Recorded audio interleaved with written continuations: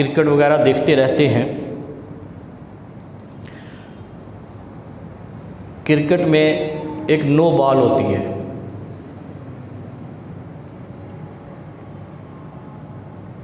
اب نو بال کہاں سے پہچانی جاتی ہے؟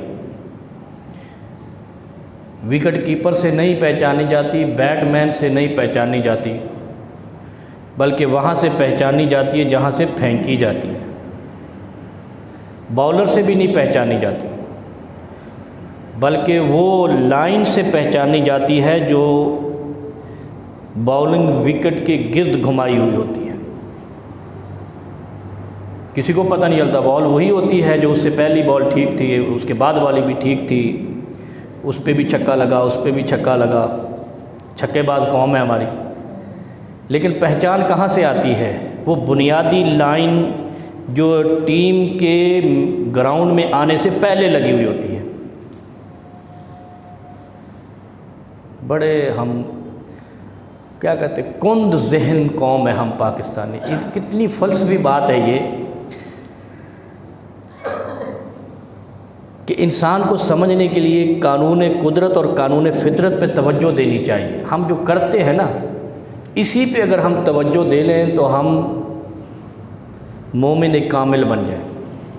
لیکن ہمیں اپنے کرنے پہ کوئی توجہ نہیں، ہم دوسرے کے کرنے پہ توجہ رکھتے ہیں، وہ ایسے کیوں کر رہا ہے اور یہ ایسے کیوں نہیں کرتا۔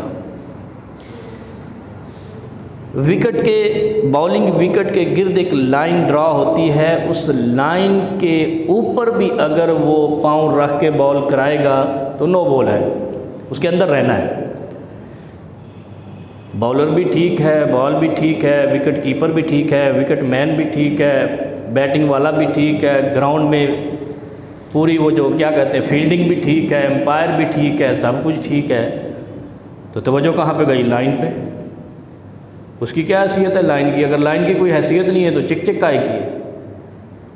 قرآن نے یہی، اللہ نے یہی لائن ڈرا کی ہے۔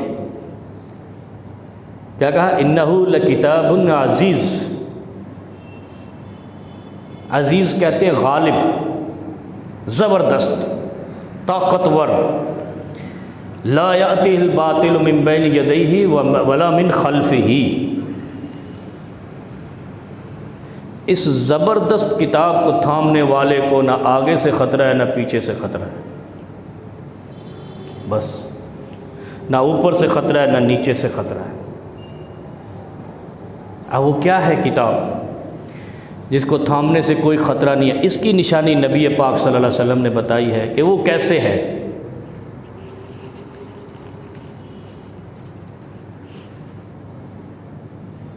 میں بھی آپ کی طرح کا بندہ ہوں، آپ جانتے ہی ہیں۔ میں جب یہ مولوی بہت آتے ہیں نا منڈی میں، منڈی ہے نا یوٹیوب، اور کیا ہے، سوشل میڈیا ایک منڈی ہے، مولویوں کی لگا لو، اداکاروں کی لگا لو، سب سے زیادہ یہی دو پارٹ ملتے ہیں وہاں پہ۔ میں تو سروے کرتا رہتا ہوں نا، یا مولوی زیادہ ملیں گے یا فنکار زیادہ ملیں گے، باقی تو اس وقت ملیں گے جب ان کو موقع ملے گا۔ تو مجھے بھی حیرت ہوتی ہے کہ یہ جب میں ان کی تقریر سنتا ہوں نا، میں کہتا ہوں دیکھو یہ کس طریقے سے اوپر سے گزر کے جا رہا ہے، واپس مڑ کے دیکھ نہیں رہا ہے کہ اندر کیا ہے، بس دیگے گنتا ہوا جا رہا ہے کہ ہمارے پیٹ کے لیے کافی ہیں، 15 دیگے آ گئے، اور بھائی اس کے اندر دیکھ کہیں کچرا تو نہیں بھرا ہوا، پتھر تو نہیں بھرے ہوئے، اندر اصل چیز ہم نے لینی ہے نا۔ اسی طرح مارکیٹ بند ہے اور گزر کے جا رہا ہے جی یہاں باٹا بھی ہے، فلانی بھی ہے، ڈمکانی بھی ہے، نہیں، جب تک اندر نہیں جائے گا پتہ نہیں چلے گا کوالٹی کیا ہے، مال کیا ہے، ڈیزائن کیا ہے۔ یہ ہے وہ قرآن، یہ ہے وہ شریعت، قانون فطرت، قانون قدرت۔ اللہ یہی کہتا ہے کہ قرآن کو دیکھ کے مت گزرو، ماتھے پہ لگا کے مت گزرو، سینے پہ چپکا کے مت گزرو، قرآن کو چوم کے مت گزرو، قرآن میں غرق ہو کے گزرو۔ بر صغیر کے مسلمانوں نے قرآن چھوڑا ہوا ہے، تلاوتیں نہیں نجات دلائیں گی۔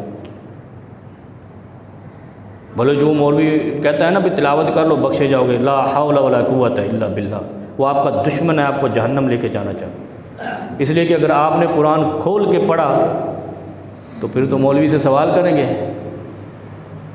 اور مولوی سے سوال ایک قسم کا احتساب ہے، اور احتساب کے تو ہمارے پاکستان میں رواج ہی نہیں ہے، قانون ہی بدل دیتے ہیں بھی کسی کا احتساب نہیں۔ اب دیکھو نا، قرآن میں اللہ کہتا ہے ان الذین کفروا بالذکر لما جاءہم،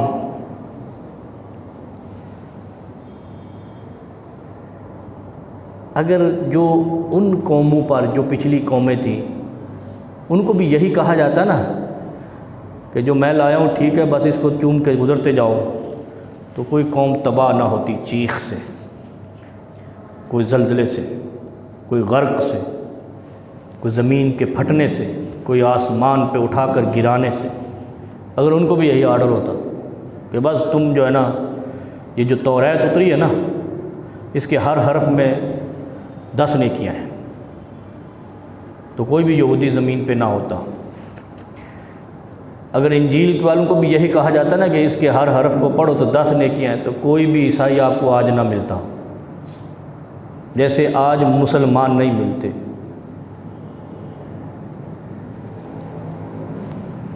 وہ بھی حضرت عیسیٰ کو مانتے ہیں، وہ بھی حضرت عزیر کو مانتے ہیں، حضرت موسیٰ کو مانتے ہیں، لیکن آپ کیا کہتے ہیں؟ یہ لعنتی ہو گئے۔ وہ کیوں؟ وہ توریت نہیں پڑھتے تھے، انجیل نہیں پڑھتے تھے، حضرت داؤد والے زبور نہیں پڑھتے تھے، کیوں لعنتی ہو گئے یار؟ وہ بھی خدا کی کتابیں پڑھ کے کافر ہو گئے وہ، اور تم خدا کی کتاب بغیر پڑھے مسلمان رہ گئے۔ بغیر پڑھنا ہے، جب آپ اس میں تدبر نہیں کر سکے، اس میں غرق نہیں ہو سکے، اس کو سمجھ نہیں سکے۔ آپ دیکھو نا، لائن، کرکٹ کی لائن کی بات سمجھ آ گئی کہ اصل بنیاد لائن پہ جانا ہے آپ نے۔ اب ایک مکینک ہے نا، مکینک، ایک ڈرائیور بھی آدھا مکینک ہوتا ہے، کنڈکٹر بھی آدھا مکینک ہوتا ہے، ویل خود کھولتے ہیں۔ اگر وہ سائڈ پہ کھڑا ہو جائے تو پنچر والا چونا لگا دیتا ہے، ایک پنچر کے 10 پنچر نکال دیتا ہے۔ ہمارے مسلمانوں کے ساتھ یہی ہو رہا ہے۔ ہمیں 4 فرقوں نے پنچر کر دیا، ہمیں سمجھ نہیں آ رہی کہ کون سے پنچر والا صحیح ہے، کیونکہ ہمیں خود آتا نہیں۔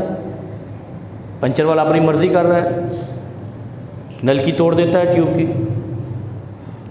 اور ٹیوب نہیں ڈلے گی۔ یہ سارے ہمارے ساتھ پیش آتے ہیں نا، تو یار وہاں تو تمہیں سمجھ آتی ہے جب پنچر لگوانے جاتے ہو یا ٹھیک کرانے جاتے ہو، اوپر کھڑے رہتے ہو، یہ کام ہے، یہ کام ہے، یہ کام ہے، یہ کام ہے۔ تو مولوی کون سی بلا ہے؟ اس کے اوپر کیوں نہیں کھڑے ہوتے؟ بھائی یہ کہاں سے کہا، یہ کہاں سے کرا، یہ کیوں کرا، یہ کیسے ہے؟ ہمیں سمجھ نہیں آیا۔ ٹیچر کلاس میں پڑھاتا ہے نا، اسٹوڈنٹ اٹھ کے سوال کرتا ہے، ایسے ہی ہے، نہیں آئے پھر کرتا ہے۔ اور ٹیچر کی خواہش ہوتی ہے کہ جس کو سمجھ نہیں آیا بار بار مجھ سے پوچھے، لیکن مولوی کہتا ہے نہیں پوچھنا نہیں، پڑھنا ہی نہیں تو پوچھنا کیسے ہے؟ جب وہ کہے کہ تم نے پڑھنا ہی نہیں ہے خود، بس ہم کافی ہیں، تو پوچھے گا کون؟ اللہ کہتا ہے ان الذین کفروا بالذکر لما جاءہم، ذکر کہتے ہیں یاد کرنے کو، کہتے ہیں نا ذکر کرو، اللہ کو یاد کرو۔ اور یاد کس کو کیا جاتا ہے؟ جس کو سمجھا جاتا ہے، بغیر سمجھ کے تو یاد کچھ بھی نہیں کیا جاتا۔ اس کو رٹا کہتے ہیں، اور اینڈ ٹائم پہ بھول جاتا ہے، تھوڑا سا ٹینشن ہوئی نہیں تو سارا رٹا غائب۔ یاد وہی رہتا ہے جو سمجھ کے کیا جائے۔ اللہ رب العالمین قرآن میں کہتے ہیں ان الذین کفروا بالذکر لما جاءہم، جب ان کے پاس ذکر آیا نا، یعنی ان کے پاس کتابیں آئیں، ان کے پاس قرآن آیا، تو ان کو کہا اس کو یاد کرو، اس کو سمجھو۔ کفروا، انہوں نے کہا نہیں ساڑھے کو لینا ٹائم کو نہیں ہے، اصل صرف تو پڑھنا ہے، سمجھنا کو نہیں۔ انہ لکتاب عزیز، اس سے بڑی کتاب کوئی نہیں، اس سے زبردست کتاب کوئی نہیں، اس سے طاقتور کتاب کوئی نہیں، اس سے بلند کتاب کوئی نہیں۔ یہ اللہ خود کہہ رہا ہے، اس کو پڑھ لو بلند ہو جاؤ گے، اس کو پڑھ لو طاقتور ہو جاؤ گے، زبردست ہو جاؤ گے، غالب ہو جاؤ گے۔ پھر کیا ہوگا؟ لا یاتیہ الباطل من بین یدیہ ولا من خلفہ۔ پھر اللہ کہتا ہے اس کو پڑھ کے تو دیکھو، اس کو سمجھ کے تو دیکھو، اس کو پکڑ کے تو دیکھو، اس کو یاد کر کے تو دیکھو، نہ تمہیں آگے سے خطرہ ہوگا نہ پیچھے سے خطرہ ہوگا۔ اور آج مسلمان خطرات میں گرے ہوئے، یا قرآن سچا ہے یا مسلمان جھوٹے ہیں، ایک بات تو ماننی پڑے گی۔ قرآن رب کی کلام ہے، وہ تو جھوٹا ہو نہیں سکتا، اس کا مطلب ہم جھوٹے مکار ہیں، مکر السیئ کرتے ہیں، ہم مکاریاں کرتے ہیں اور اللہ کو دھوکہ دیتے ہیں، ہم مسلمان ہیں۔ پھر اللہ کہتا ہے تنزیل من حکیم حمید، یہ کتاب حکیم صاحب نے بھیجی ہے۔ اور حکیم کون ہوتا ہے پتہ ہے آپ کو؟ جو آپ کی نبض دیکھ کے آپ کی امراض بتا دیتا ہے، مرض بتا دیتا ہے، حکیم اسے کہتے ہیں نا۔ ایک لقمان حکیم تھے علیہ السلام، اور ایک آج دور کے حکیم ہیں۔ جیسے حکیم جعلی، ایسے ملا جعلی، ایسے مسلمان بھی جعلی۔ حکیم وہ ہے جو نبض دیکھ کے مرض بتاتا ہے، اور اللہ اپنے آپ کو حکیم حمید کہتا ہے کہ میں حکیم ہوں۔ یعنی مخلوقات میں اشرف کا وَلَقَدْ كَرَّمْنَا بنی آدم، بنی آدم مخلوق بنائی سب سے افضل، سب سے اشرف، پھر اس کا حکیم بھی خود ہے علاج کے لیے کتاب، دوائی، یہ دوا ہے۔ قرآن کریم دوائی ہے۔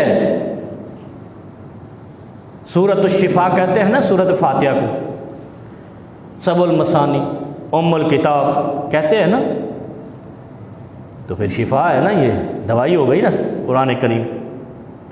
دوائی کے ہم قریب نہیں جاتے۔ اللہ خود کہتا ہے حکیم حمید، میں نے بھیجی ہے اور میں حکیم ہوں تمہارا، کیونکہ تخلیق میری ہو۔ اور کس طرح وہ پنجابی ایک مثال ہے نا، گھر جمیا دے دانت نہیں گنی دے، پتہ نہیں اس طرح کچھ ہے۔ جو گھر پیدا ہو بچہ اس کے دانت نہیں گنتے، پتہ ہوتا ہے کتنے پانی میں ہے۔ تو ہم جس کی مخلوق ہیں اس کو پتہ ہے ہم کتنے پانی میں ہیں، وہ ہمارا حکیم ہے، اس کو پتہ ہے۔ اب دیکھو، اب اس چیز کو سمجھو یار، ہم اوقات میں آ جائیں بس۔ اللہ کا ایک ہی حکم کہہ لیں، ایک ہی تمنا کہہ لیں۔ اللہ کی تمنا ہے کہ یہ بندہ بندگی میں رہے، اوقات میں رہے۔ حکیم حمید، اس لیے میں حکیم ہوں۔ حمید کا معنی ہے کہ اگر میں ایسا حکیم ہوں جس نے تمہیں تخلیق کیا ہے، لہذا تعریف میری کرنی ہے۔ اور اگر کسی اور کے در پہ جا کر در کر آئی تو پھر در پھٹے منہ ہی ہونی ہے، پھر اللہ نے بھی ایسے ہی چھوڑ دینا ہے، مسترد کر دینا ہے، مطرود کر دینا ہے۔ اب اللہ کی تعریف کیا ہے، اللہ حکیم کیسے ہے، اصل تو یہ سمجھنا ہے نا۔ یہ سمجھ آ گیا تو سب چیزیں سمجھ آ گئی۔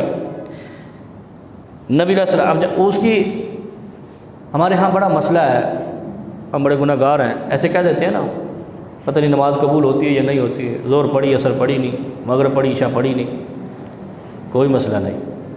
جو پڑھی ہے وہ تو انسانوں کی طرح بندگی کے ساتھ پڑھو۔ سوال یہ ہے جو کام کرنا ہے وہ نیت خالص سے کرو، جو نہیں ہوا سوری، معذرت ہو گئی، عفو ہو گئی، اللہ غفور الرحیم ہو گیا، ایسے کہتے ہیں نا۔ اور جو پڑھنی ہے وہ سلیقے سے پڑھو۔ سورہ فاتحہ ہے نا، سورہ فاتحہ یہ 2 دفعہ نازل ہوئی ہے، قرآن کی واحد صورت ہے جو 2 بار نازل ہوئی ہے۔ یہ مکہ میں بھی نازل ہوئی ہے، مدینہ میں بھی نازل ہوئی ہے، اور یہ بار بار پڑھی جانے والی صورت ہے، ہر رکعت میں پڑھنی ہے۔ جب قرآن پڑھنا ہے سورۃ فاتحہ آتی ہے، جب قرآن لکھا جائے گا فاتحہ پہلے لکھی جائے گی، ایسے ہی ہے، کوئی رکعت بغیر فاتحہ کے قبول نہیں۔ لیکن سورۃ فاتحہ میں ایک آیت ایسی ہے،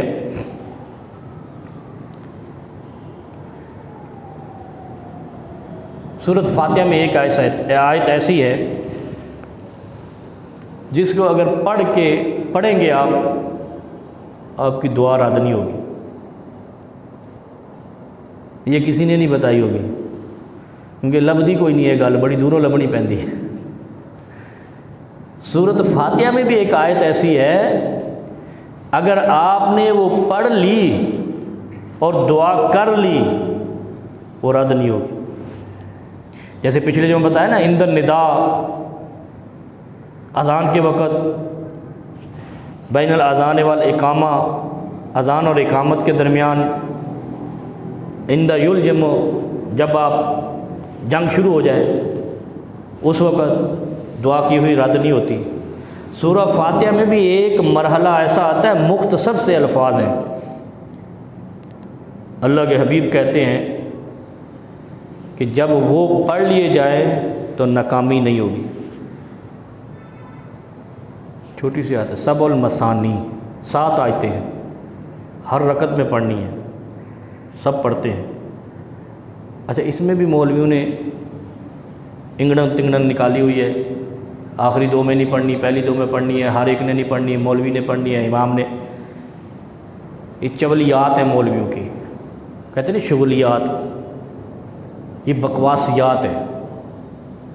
سورہ فاتحہ قرآن کی ابتدا ہے، سورۃ فاتحہ واحد صورت ہے جو اللہ نے 2 بار نازل کی ہے، اتنی محبوب صورت ہے، تو کمینے کہتا ہے 1 بار پڑھنی جو نازل ہی 2 بار ہوئی۔ پھر سورہ فاتحہ کے اندر جو مختصر ہے نا 7 آیتوں کے اندر جتنی اللہ کی تعریف اور جتنی اپنی تمنا رکھی گئی ہے، اس سے جامع اور کہیں نہیں ہے پورے قرآن، اس سے بڑے الفاظ میں اور کہیں نہیں رکھی گئی۔ عربوں کا ایک جملہ ہے، کما تدین و تدان، جیسا کرو گے ویسا بھرو گے، ایسا ہی ہے، پڑھتے نا، جیسا کرو گے ویسا بھرو گے، کما تدین و تدان، عربی میں تدین و تدان، اور ادھر جیسا کرو گے ویسا بھرو گے، اور سورہ فاتحہ میں مالک یوم الدین۔ ہائے ہائے ہائے ہائے، اور مسلمانوں، اور مسلمان ہو جاؤ، مالک یوم الدین کا کیا مطلب ہے؟ جی میں کرو گے اتنے وہی میں کراں گا۔ ہم نے کیا کہا؟ قیامت کے دن کا مالک ہے، مولوی نے یہی بتایا نا۔ او بھائی وہ کچھ سمجھو یار، اس دین کے فلسفے کو سمجھو، اس کی گہرائی کو سمجھو۔ مالک یوم الدین یہ ایک لے مین بدو کو سمجھانے کے لیے کہا جا سکتا ہے، ادھر دیکھا جائے گا۔ جیسا کرو گے ویسا بھرو گے، آپ کہتے ہو، جیسے کہتے ہو کما تدین و تدان، ایسے ہی مالک یوم الدین کا معنی ہے کہ جو ادھر ملکوں میں کرو گے وہاں پاؤ گے، میری مملوکیت میں جو کرو گے وہاں پاؤ گے، وہاں تمہیں اچھا پاؤ گے۔ وہ کہتے ہیں نا جیسا کرو گے ویسا بھرو گے، یہ پیار کا جملہ نہیں ہے، یہ سختی کا جملہ، ڈانٹ کا جملہ ہے۔ یہ میں کریں گا میں بھریں گا۔ مالک یوم الدین بھی ڈانٹ کا جملہ ہے کہ ادھر تو میں نے لگانا ہے نا میدان، جو کرو گے وہاں سامنے کر دیا جائے گا۔ اور یہ انسان کی آخری حد ہے، اس کے آگے کچھ نہیں۔ بندہ جب اس پہ ایمان لے آئے نا کہ جو کروں گا وہ بھروں گا، بات ہی ختم ہو جاتی۔ اب دیکھیں اس کے اندر سورہ فاتحہ کے اندر اللہ رب العالمین نے خود پورا قرآن اتارا اور اس کا خلاصہ ام الکتاب، سورہ فاتحہ کو قرار دیا ام الکتاب۔ کہا کیا ہے؟ جو سمندر برانڈ تعریفیں تھیں نا وہ سورہ فاتحہ میں جمع کر دی، یعنی سمندر کو کوزے میں بند کیا ہوا ہے۔ اب دیکھیں انسان پڑھتا ہے الحمدللہ رب العالمین الرحمن الرحیم مالک یوم الدین، پڑھ لیا۔ اب اس میں کیا کہا گیا ہے؟ اللہ کی حمد اس انداز سے کہ تو سب کا پالنے والا ہے، مخصوص نہیں ہے مسلمانوں کے، رب العالمین جہانوں کا پروردگار ہے، جس میں ہر مخلوق آتی ہے، ہر مذہب آتا ہے، ہر قسم کی انسانیت آتی ہے، کالے گورے بھی آتے ہیں۔ پھر دیکھیں ایک جملہ جامع ترین الرحمن الرحیم، بظاہر میں سے کوئی معنی فرق نہیں ہے، لیکن کمال تعریف کے جملے ہیں، الرحمن بھی ہے الرحیم بھی ہے۔ مالک یوم الدین وہ میں نے سمجھا دیا۔ آخر میں جا کے اللہ کیا کہتا ہے؟ کہتے ہیں نا صراط الذین انعمت علیہم، صراط الذین انعمت علیہم کا معنی کیا ہے؟ وہ راستہ دکھا جی تھے موجاں ہی موجاں، انعمت نعمتیں ہی نعمتیں ہیں، وہ ہم بڑے خوش ہوتے ہیں کہ وہ نعمتوں والا راستہ رب سے مانگ رہے ہیں۔ نہیں، اتنا آسان نہیں ہے۔ صراط الذین انعمت علیہم غیر المغضوب علیہم ولا الضالین، یہ ہے وہ جملہ مختصر۔ نعمتیں تو ہر کوئی، کون چاہتا ہے میں ڈوب جاؤں؟ سب اللہ سے کہتے ہیں اللہ ہمیں خوشحال کر دے، کوئی کہتا ہے ایسے؟ اصل تو اقرار یہ ہے کہ اللہ برائی سے بچا لے، گمراہی سے بچا لے۔ ہم سارے خوشحالیاں مانگتے ہیں، آسانیاں مانگتے ہیں، بڑا رونقیں مانگتے ہیں، اولاد مانگتے ہیں، یہ نہیں کہتے محرومی سے بچا لے۔ دعاؤں کا انداز دیکھیں۔ اس صورت کی یہی ایک خوبی ہے، 7 آیتوں کی خوبی ہے کہ یہ قرآن کا منشور بتاتی ہے، انداز بتاتی ہے کہ اگر انعمت علیہم مانگا ہے تو غیر المغضوب بھی مانگ، یہ خالی یہ نعمتیں نہیں مانگ بلکہ یہ بھی کہ اللہ جہاں سے چھن جائیں وہاں سے روک لے۔ اگر مسلمان یہ دعا کرنے لگ جائیں تو کیا اللہ ان کو روک نہ لے برائی سے؟ ہم اگلی بات کرتے ہی نہیں ہیں، ہم برائی سے رکنا نہیں چاہتے، سود سے رکنا نہیں چاہتے، رشوت سے رکنا نہیں چاہتے، فحاشی سے رکنا نہیں چاہتے۔ اور میں تو حیران ہوتا ہوں، اتنا ظلم ہے۔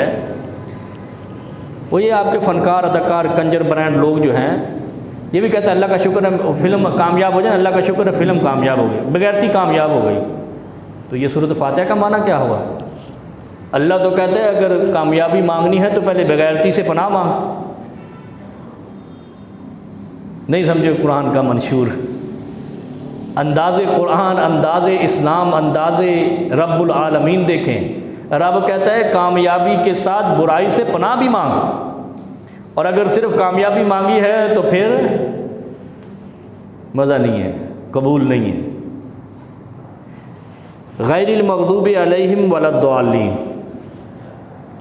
پھر آپ دیکھیں جو اس میں ایک ناکامی سے بچانے والی بات ہے، ہر رکعت میں پڑھتے ہو نا، ہر رکعت میں پڑھا کرو۔ مولوی 100 باتیں کریں، آپ ہر رکعت میں فاتحہ پڑھا کرو، کیونکہ اس میں ایک لفظ آنے والا ہے جس کی ادائیگی کے بعد ناکامی نہیں ہے۔ جب آپ کہتے ہیں نا صراط الذین انعمت علیہم، اللہ وہ راستہ جو موجوں والا ہے، نعمتوں والا ہے، خوشحالیوں والا ہے، ترقیوں والا ہے، مزے والا ہے۔ پھر کہا کرو غیر المغضوب علیہم ولا الضالین، پھر وہ نہیں، یا اللہ اس راستے سے بچا لے جس سے تو میری نعمتیں چھین لے گا،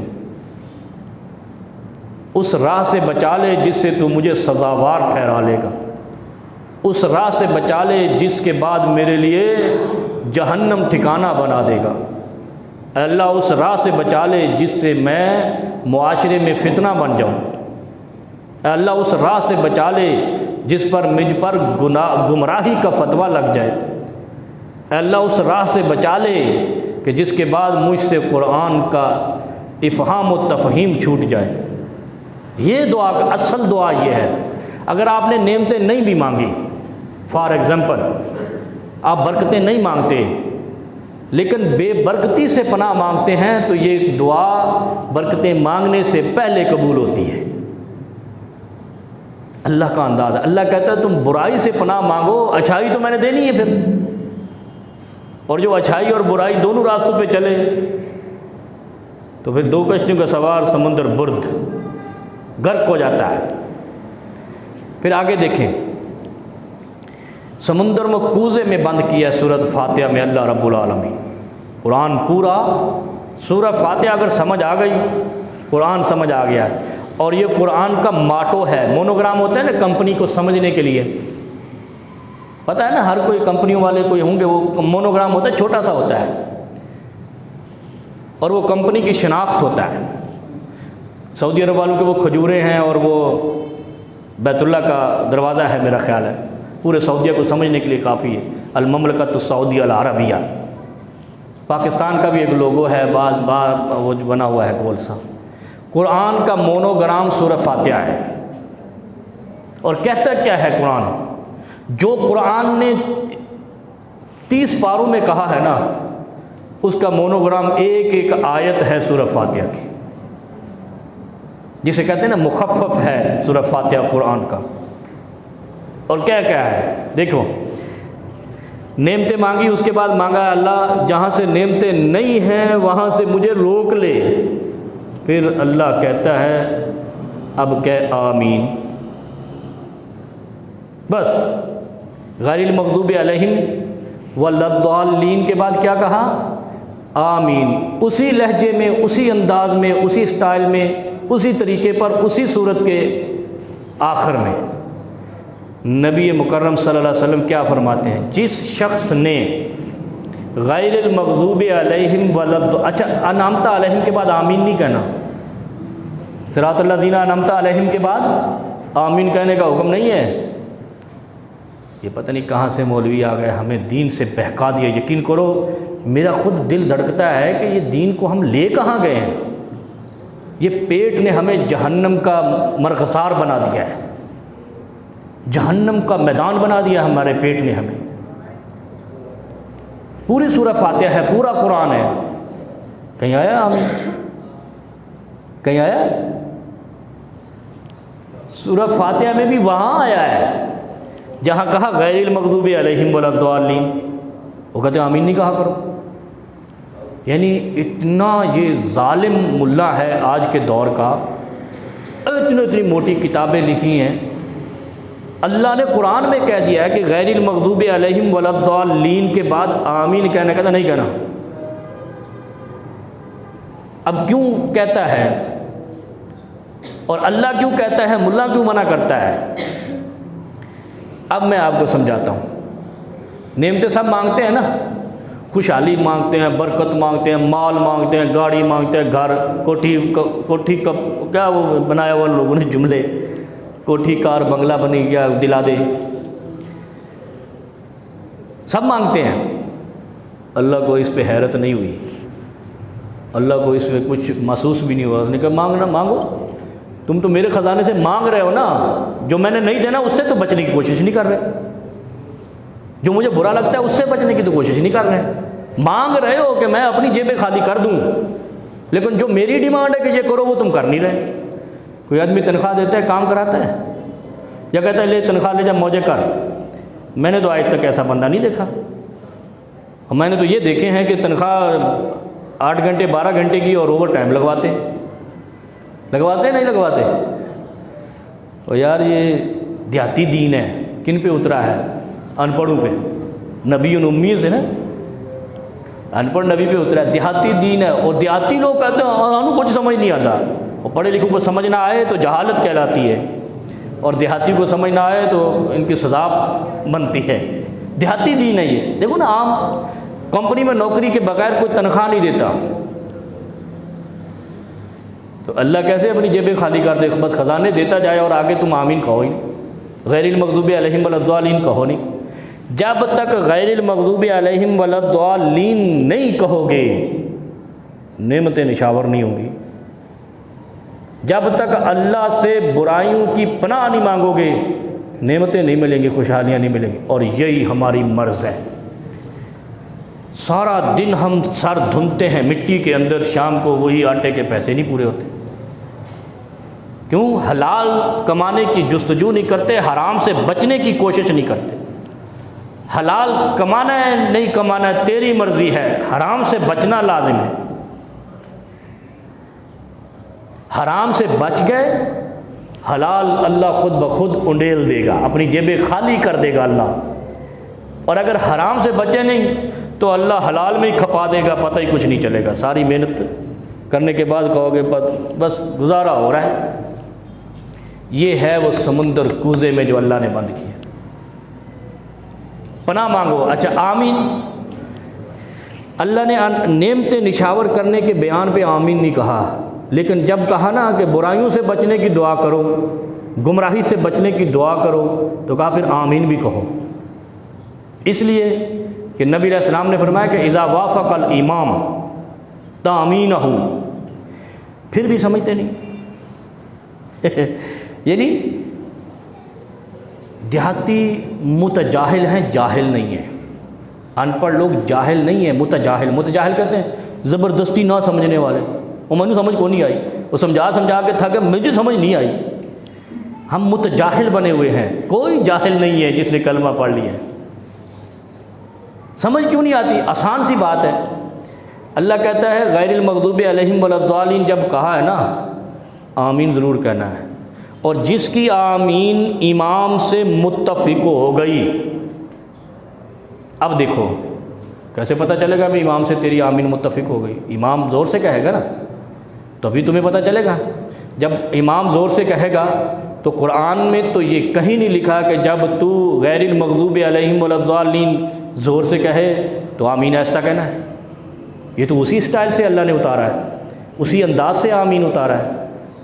آمین ایک مستقل آیت ہے قرآن کی، سورہ فاتحہ کی، لیکن ہم یہاں پہ آ کے بغض رکھتے ہیں اس چیز سے کہ چونکہ اس میں میسج یہ ہے کہ برائی سے رکنا ہے، لہٰذا ایسا تو نہیں ہو سکتا، ہم تو نہیں رک سکتے، اور نہیں رک رہے۔ غیر المغضوب علیہم ولا الضالین پڑھ بھی رہے ہیں، رک بھی نہیں رہے۔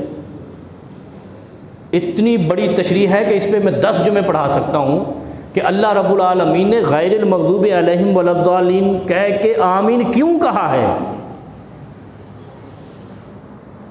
صرف اس لیے کہا ہے کہ جب آپ کی اور امام کی آمین موافقت کرے گی تو یہ نعرہ تکبیر بلند کرنے کی طرح ہے۔ وہ کرتے ہیں نا آپ کے جلسوں میں اور ادھر ادھر، وہ کہتے ہیں نعرہ تکبیر، پوری قوم کہتی ہے اللہ اکبر، کہتے ہو نا، یہ ہے وہ نعرہ تکبیر۔ جب آپ نے کہا نا اللہ گمراہی سے بچا لے، برائی سے بچا لے، ظلم سے بچا لے، مظلوم بننے سے بچا لے، غریبی سے بچا لے، یتیمی سے بچا لے، پھر کہنا ہے آمین، تو پھر آپ نے اور امام نے ایک نعرہ لگانا ہے آمین کا، جو فرشتے بیٹھے ہیں نا آسمان سے لے کر زمین پر، وہ اسی طریقے سے اللہ کے پاس لے کے جاتے ہیں، اللہم قبلہ، اللہ ان کی قبول کر لے، انہوں نے تیرے نام سے نعرہ لگایا ہے کہ قبول تو ہی کرنے والا ہے، برائی سے بچا لے۔ رزق میں اضافہ، برکت، تبرک پیروں کے درباروں سے نہیں ملتی، نماز میں فاتحہ کے بعد آمین کہنے سے ملتی ہے بس۔ اور جو آمین نہیں کہتے سمجھو وہ غیر المغضوب علیہم ولا الضالین، یعنی وہ حرام کاری سے بچنا نہیں چاہتے اس لیے آمین نہیں کہتے، برائی سے بچنا نہیں چاہتے اس لیے آمین نہیں کہتے۔ اگر کہو گے آمین تو ضالین سے بھی بچ جاؤ گے، مغضوب علیہ سے بھی بچ جاؤ گے۔